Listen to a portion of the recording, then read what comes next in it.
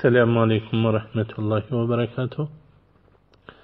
Bir Müslüman doğan soraptırla, gözmancık ya alacayıp, inha salınmağın nem hükmü var. Türk ulamaları buna şirk diyorlar.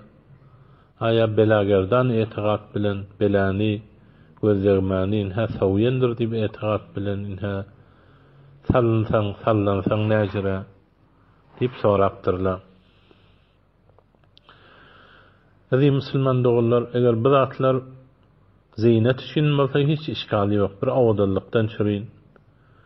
Ama bir gözlermani qaytaryandır deysen, bizim kitaplarımızda bula gözlermani qaytarmaklığa bir sebep tanılmandır.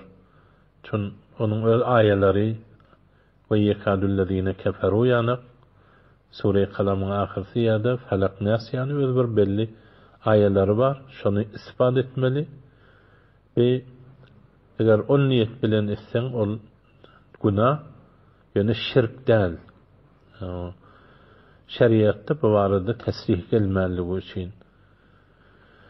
Yani bula gözlermani qaytaryandır ya şonu meňleşsat diýilik gelmendir. Fakat bir ekillerde, zatlarda bir inha atın zadın kellesini, bir heyvanın kellesini inha koysan, şo gözlermani qaytarar, gözüdegi adamın gözü şoňa düşer diýip inha şolar gelipdir. Yani kitaplarda.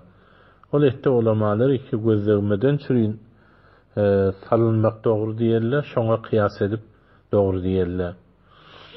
Şirk diýeni bir yerde şirk bolar, eger şulary gözlermeden ya beladan goruyandır, özü bir muassir mustagyldyr, bu da kişiňräk Hudaýdyr diýsen, Allah'ın takdirinin, kaza ve kadarının muqabilinde bu duryandır diýsen, bunda şirk bolar.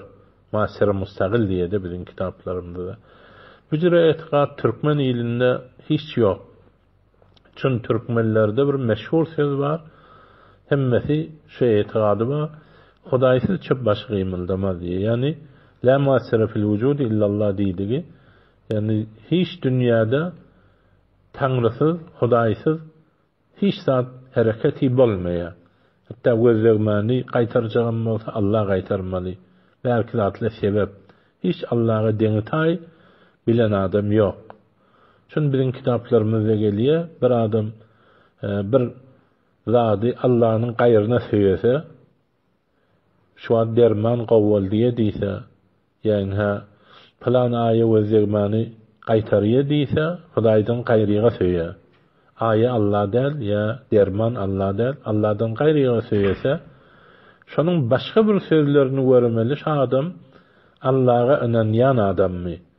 Başga sözlerini göreninde Allah'a inanýan adam bolsa, ol Allah'dan başga söýän sözleri o sebep diýip söýýär o. Onu Hudaý diýip söýýärmi?